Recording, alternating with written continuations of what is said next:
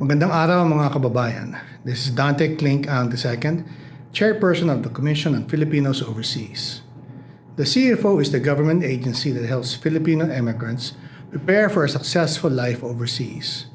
Unlike other migrant-focused agencies, the CFO plays a unique role in strengthening the economic, cultural, and political ties between Filipinos overseas and the Philippines. Even before our kababayan leave for foreign lands, CFO equips immigrants with information and helps them easily integrate into their destination countries and prepares them to become successful ambassadors of Filipino culture and excellence. For us at the Commission on Filipinos Overseas, the global Filipino diaspora is an untapped resource beyond remittances, waiting to be unlocked for intellectual, cultural, and national growth.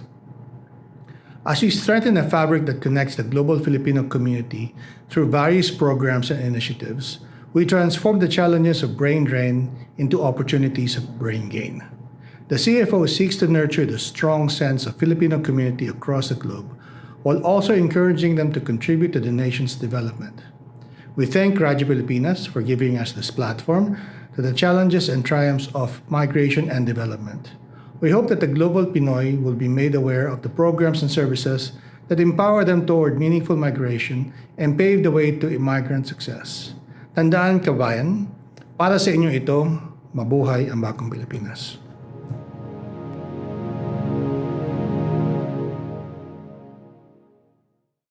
Narito na ang programang mag-uugnay sa mga Pilipinong naninirahan sa iba't ibang panig ng mundo. Serbisyong CFO sa Bagong Pilipinas. Serbisyong hatid ng Commission on Filipino Overseas at Radyo Pilipinas World Service. Ang programang magtatampok sa mga proyekto at serbisyo publiko upang mapalakas ang ugnayan ng milyong-milyong Pilipino sa kanilang bansang pinagmulan. Serbisyong CFO sa Bagong Pilipinas. Dito sa Radyo Pilipinas World Service. Tinig ng bayan, lakas ng katotohanan. Himpapawid na may layuning paglingkuran ang mamamayan. Sa bawat kwento may diwa ng serbisyo. Sa bawat balita, may puso at paninindigan. Ito ang Serbisyong CFO sa Bagong Pilipinas. Serbisyong CFO sa Bagong Pilipinas. Dito sa Radyo Pilipinas World Service. Magandang araw Luzon, Visayas at Mindanao. Magandang araw sa lahat ng Pilipino saan man sa mundo. Ito ang tambalang RC Carrera, RK Peralta. Kayo po ay nakikinig sa Serbisyong CFO sa Bagong Pilipinas, handog po ng Commission on Filipinos Overseas at ng Radyo Pilipinas World Service. ngayon ay Tuesday, June 17, 2025. Magtungo po tayo sa mga balita na may kinalaman sa ating mga overseas Pinoys. Nandito na ang mga mahahalagang balita at anunsyo mula sa Commission on Filipinos Overseas. Balitang CFO. Balitang CFO. Dito lamang sa Radyo Pilipinas World Service. Virtual series bridges Filipinos Overseas to history with Xiao Chua on Independence Day. Filipino Diaspora in Focus at 45th Anniversary Forum and Milestone Celebration. CFO and UP CIFAL Philippines forge stronger partnership for diaspora engagement and policy advocacy. And Nicole Scherzinger wins first Tony Award for Sunset Boulevard role. Nandito na ang mga mahahalagang balita at anunsyo mula sa Commission on Filipinos Overseas. Balitang CFO. Balitang CFO. Dito lamang sa Radyo Pilipinas World Service. The Commission on Filipinos Overseas marked a significant milestone as it celebrated its 45th anniversary on June 16, 2025 with a full day of activities held at the Marriott Manila. The celebration was divided into two parts, a high-level forum in the morning and a festive recognition night in the evening, gathering thought leaders, diplomats, migrant advocates, and CFO employees and partners from across the country. The first part of the celebration featured the 45th Anniversary Forum and Milestone Celebration with the theme, Filipino Diaspora for Bagong Pilipinas, Contributions, Challenges, and Future Directions. Opening the forum were Secretary Dante Klink Ang II and a video message from President Ferdinand R. Marcos Jr. recognizing the global contributions of overseas Filipinos. 3 dynamic panel discussions were held throughout the day. Panel 1 explored the transformative impact of Filipino immigrants, moderated by Dr. Maruha M.B. Asis. Experts from Canada, the IOM, and the United States shared stories of community building, humanitarian work, and education-driven empowerment across borders. Panel 2 focused on the unique experiences of marriage migrants, au pairs, and the youth diaspora.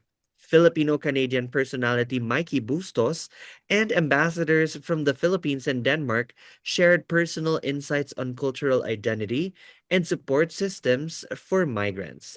The final panel zeroed in on knowledge exchange and innovation. Speaker including DOST Undersecretary Dr. Leia Buendia and PAFIO awardee Dr. Albert Rosana highlighted how digital technology and expertise from the diaspora are being leveraged to benefit the country's development goals. As the sun sets, the celebration continued with Part 2, Fiestang CFO, a spirited employees' night that honored the dedication and service of the people behind the agency. The night featured performances from the University of Makati Chorale, awarding ceremonies for outstanding employees led by the Praise Committee, and the awards of CFO partners from private and government institutions. In his closing message, Secretary Dante Cling-Ang II thanked the entire CFO family and its partners for decades of unwavering service to the Filipino diaspora. The celebration concluded with a photo opportunity and a renewed commitment to serve Filipinos overseas with even greater passion in the years to come. In time for the nation's celebration of its 127th Independence Day, the Commission on Filipinos Overseas officially launched the virtual Centro Rizal educational series on June 12, 2025, a digital learning initiative aimed at connecting overseas Filipinos with Philippine history, culture, and identity. Kicking off the flagship episode was renowned historian Xiao Chua, who delved into the rich and complex story of Philippine independence. In his signature lively style, Chua traced the roots of the June 12 Declaration of Independence in 1898. He explained that the Philippines commemorated its independence on July 4, 1946, the date when the United States officially granted recognition to the country's sovereignty. However, this changed when then President Diosdado Macapagal issued a proclamation returning the national holiday to June 12 to honor the original act of self-liberation from colonial rule. Chua also emphasized that understanding the shift from July 12 to June 12 is more than a change in date. It reflects a deeper assertion of Filipino pride. The virtual Centro Rizal series is a pioneering move by the CFO to promote cultural education among overseas Filipinos and the youth. It aims to offer digestible, engaging, and historically grounded content that inspires national pride across generations and borders. Future episodes promise to feature Filipino scholars, artists, and experts who will discuss language, heritage, arts, and the lives of the national heroes. From history to heritage, the Commission on Filipinos Overseas is making sure that the Filipino identity remains alive and accessible wherever in the world Filipinos may be.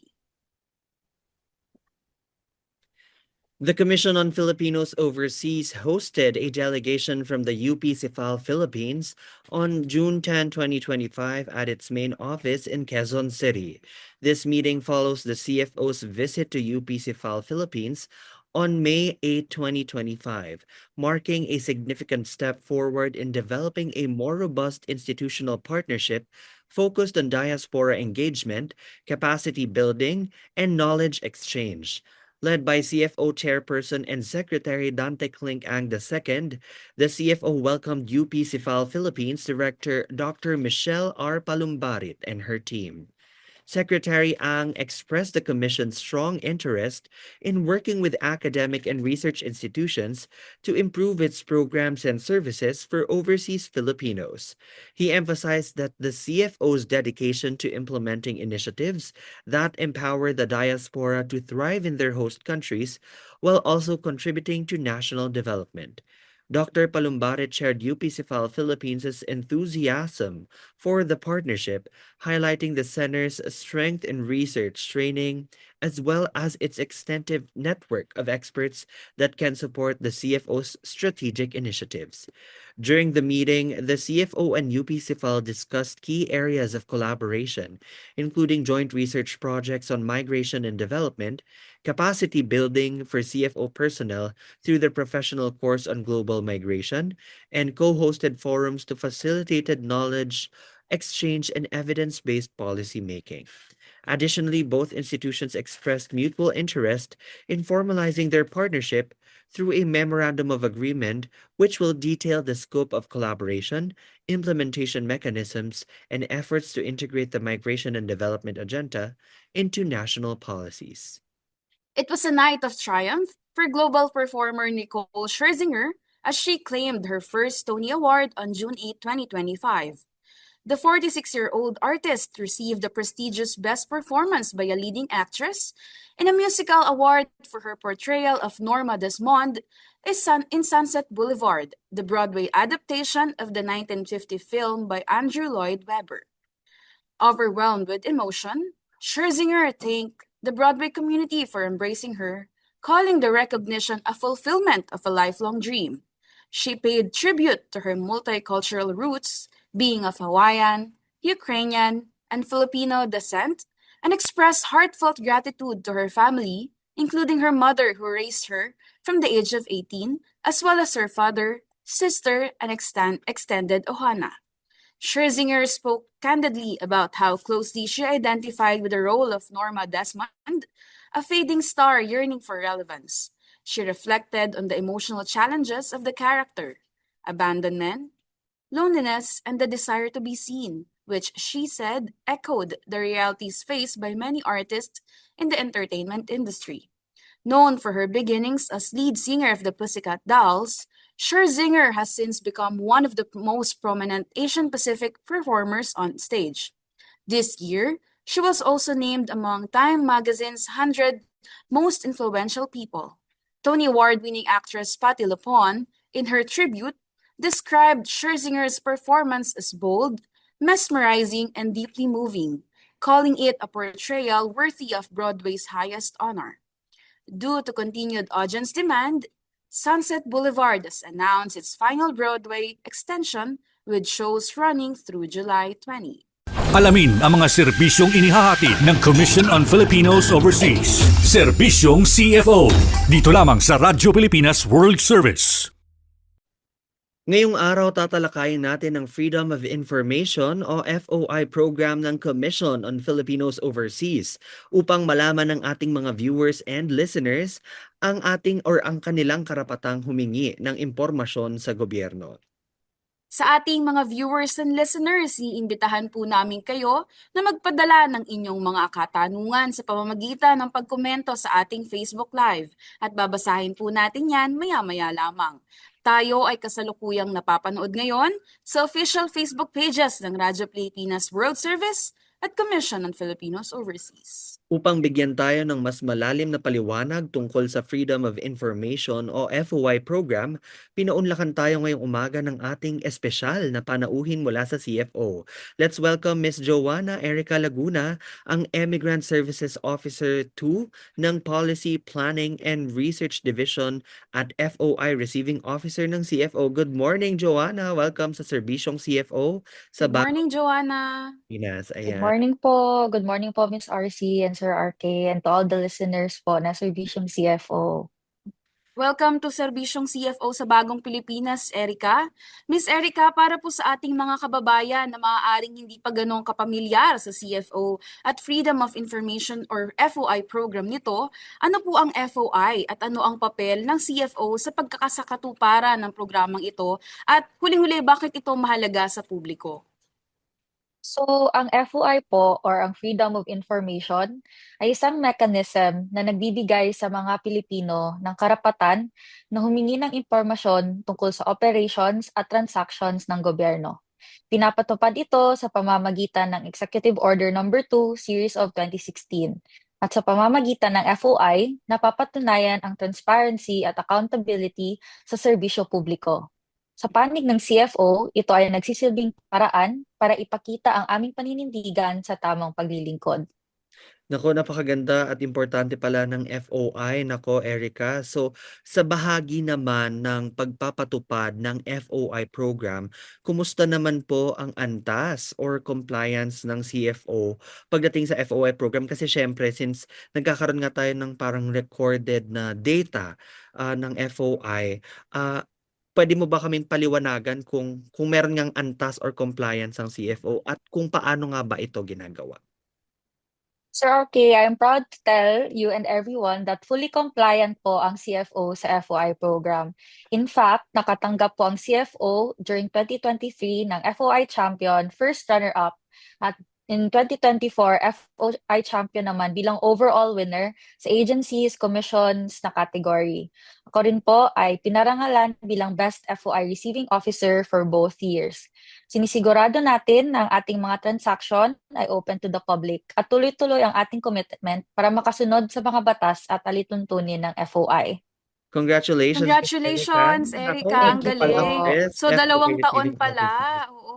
Yes 2 po. So taon kang you're naging Best FOI Receiving Officer. And congratulations din sa CFO for winning the 2024 FOI Champion bilang overall winner sa Agencies Commissions category. So, napakagaling. Sana po ngayong taon, makakuha ulit tayo ng award. Ano nga po, yes Erica? po. We Opo, are hoping.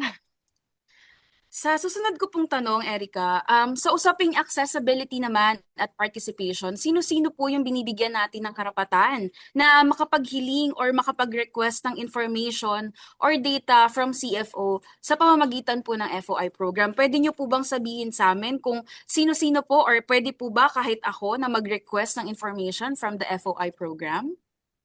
Yes po, actually, Miss RC. And lahat ng Pilipino ay maaaring mag-request ng impormasyon mula sa CFO.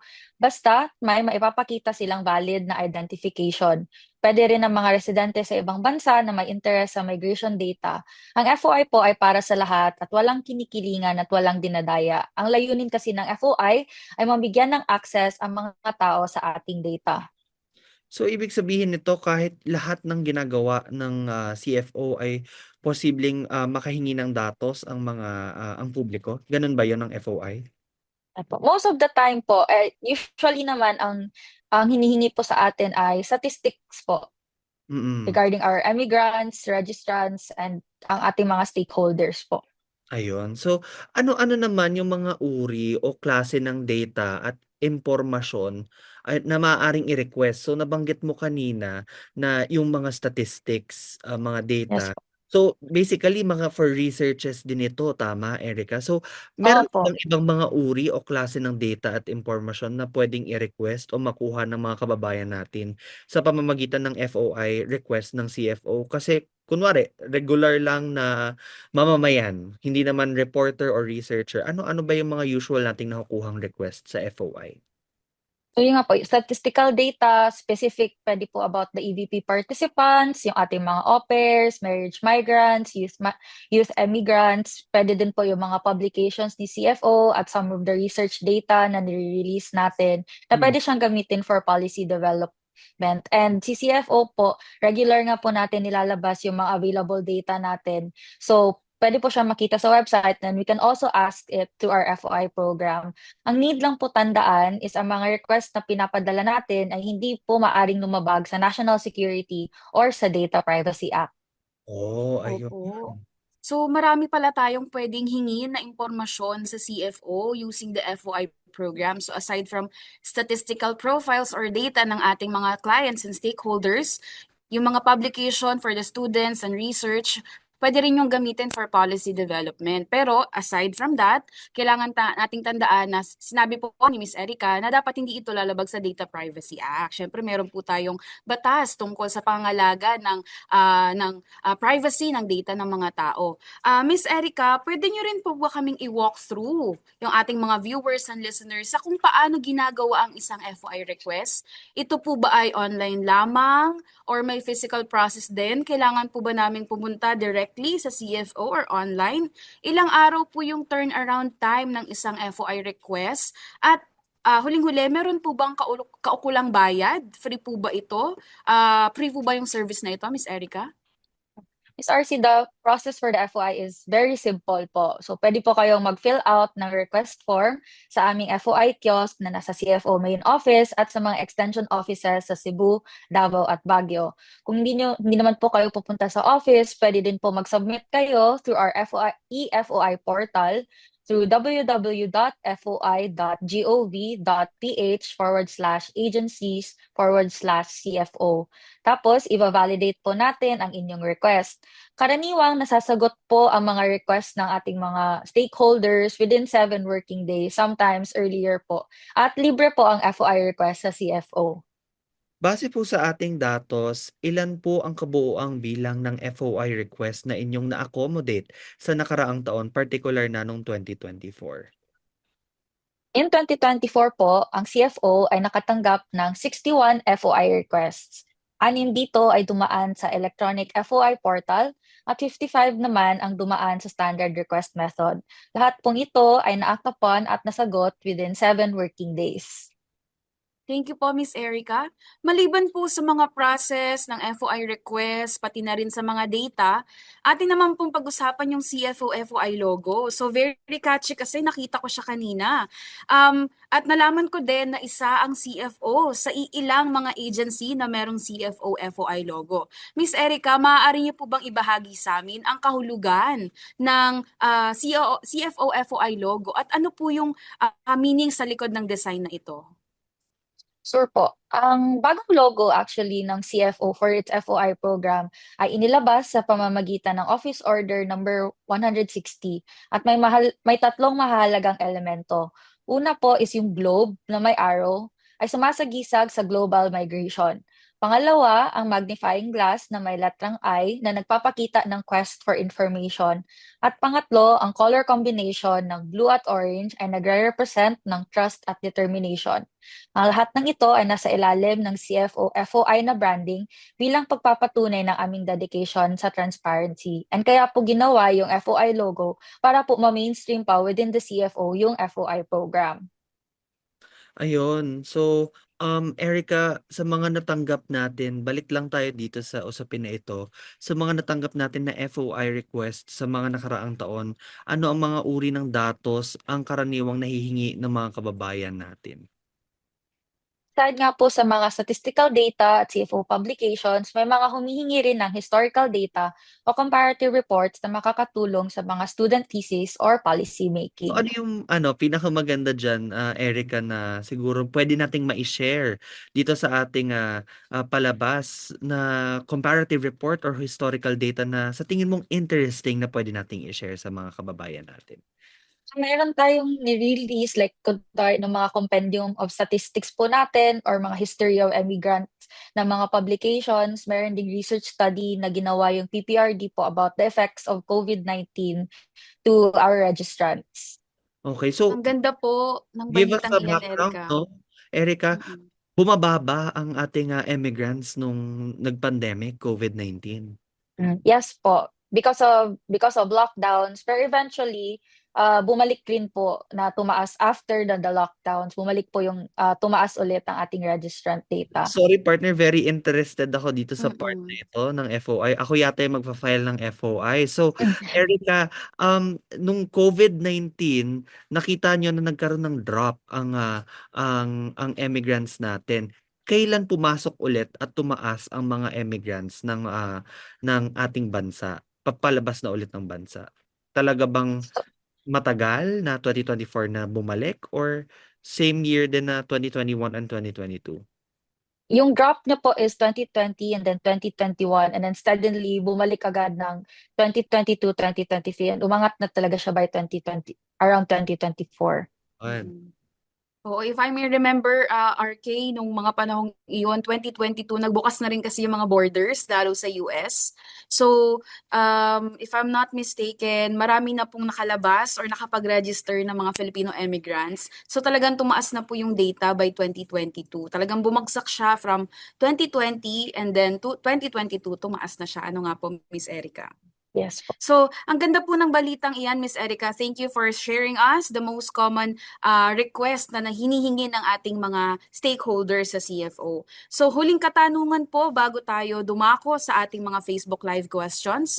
May mga bago po ba tayong FOI initiatives or efforts sa CFO na inilunsad natin para makatulong sa publiko na mas maintindihan ang ating ahensya? Opo, Miss RC, may mga bagong initiatives po si CFO tulad ng pag-translate o pagsalin ng one-page manuals natin sa English, Filipino at Bisaya para mas madaling maintindihan ng FOI process. Meron din kaming FOI television sa Davao Extension Offices para sa visual information campaign. And ang online FOI corner natin ay regular na ina-update para accessible po ang mga materials. Kasama na din ang ating mga standees at participation ng CFO sa mga FOI summits and trainings. Ayun. Miss Erica, oo, meron na tayong viewers, Erica. Marami na rin pong nagtatanong. May natanggap tayong questions via Facebook Live mula sa masugid nating viewer na si Mr. Jason Doblin. Ang tanong po ay, ano po yung challenges na madalas niyong hinaharap sa FOI implementation? Isa po sa mga hamon ay ang pag-clarify ng requests na minsan ay malabo o masyadong malawak. May mga requesters din po na walang sufficient identification. Kasama rin dito ang pag-ensure po natin ng data privacy compliance. Opo. So, Miss Erica, ulitin ko lamang po, dapat specific po yung hinihinging request, hindi general. Yes po. Para mas Yes po. madaling mabigay, and dapat meron tayong identification, valid ID. Ganun po ba, Miss Erica? Yes po. That's Okay right po. po. Ayun. So, isa pa hong katanungan galing kay Angel Manyas. Nabanggit niyo po na ang CFO ay nakatanggap na rin ng ilang parangal sa nakaraang mga taon. Maaari niyo po bang ibahagi kung paano ang proseso para makamit ang ganitong parangal? Ano po ang mga criteria ng FOI at paano naghahanda ang CFO para maipakita ang FOI implementation? Ang FOI po, para makuha po yung FOI award, dumadaan po tayo sa evaluation at audit ng FOI PMO based sa compliance, response time, transparency at innovation. Sa CFO po, tuloy-tuloy ang aming mga initiatives tulad ng manuals, FOI TV, online corners at summits at lahat po ay dinodocument natin yan at isinasubmit sa Program Management Office para po sa pag-validate nila. At dahil nga sa consistent efforts ni CFO, naging FOI champion kami noong 2024 at first runner-up noong 2023.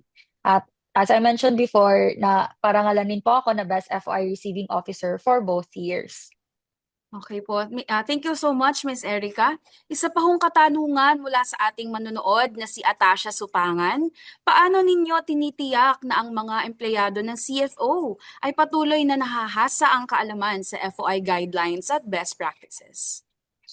So, sa CFO po, regular po tayong nagsasagawa ng in-house trainings, orientation, at mga refresher courses, hindi lang para sa receiving officer, kundi para sa buong team.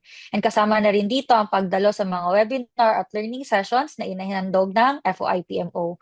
Bukod dyan, may mga reference materials din kaming ipinapamahagi kaya ng guides at manuals para madaling maintindihan ang FOI procedure. Ayun. So, bago tayo magtungo sa huling mensahe ni Miss Erica, last question na po tayo. Mula kay Felix Espiritu, sa inyong palagay, paano pa mas mapapalawak ang awareness ng publiko tungkol sa FOI program ng gobyerno? Ano pa ang mga epektibong paraan para makarating ang mensahe sa mas maraming Pilipino? So, sa panahon po ng digital at social media, mahalagang maging malikhain tayo sa pagpapalaganap ng impormasyon. Sa CFO, gumagamit kami ng multi-platform approach tulad ng paglalagay nga ng FOI na physical na FOI corners sa aming offices, paggawa ng one-pager manuals sa iba't ibang wika at paglunsad ng FOI television bilang bahagi ng aming visual information campaign. And other than that, we also have our social media campaign sa Facebook. Naniniwala kami na ang mas malawak na awareness ay magsisimula sa malinaw, accessible at naaangkop na komunikasyon. Napakagandang programa po ng FOI, Miss Erica. Bago po tayo matapos, ano po ang inyong huling mensahe para sa ating mga viewers and listeners tungkol sa FOI program? Viewers po and our stakeholders, bukas po ang CFO para sa lahat ng inyong mga information requests. Actually, meron nga po ang CFO na tinatawag na open data na pwede ma-access ng kahit kanino man kung kinakailangan. Moreover, we are very committed to transparency and good governance. Yun lamang po at salamat po.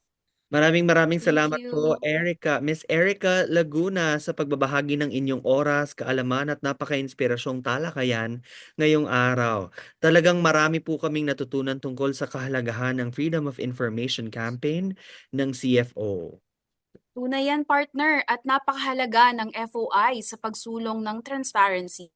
Maraming salamat po ulit, Miss Erica, at syempre sa lahat po na ating mga masugid na tagapakinig at manonood. Kung nais ninyo pang malaman pa ang iba pang detalye tungkol sa FOI program ng Commission on Filipinos Overseas, huwag po kayong mag-atubiling bisitahin ang aming mga official website at ang aming Facebook page para sa verified, updated at kumpletong impormasyon.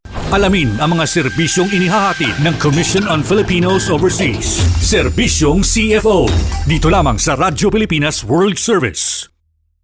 At nagdaan na naman ang isang araw ng pagsasahimpapawid para sa ating mga kababayan.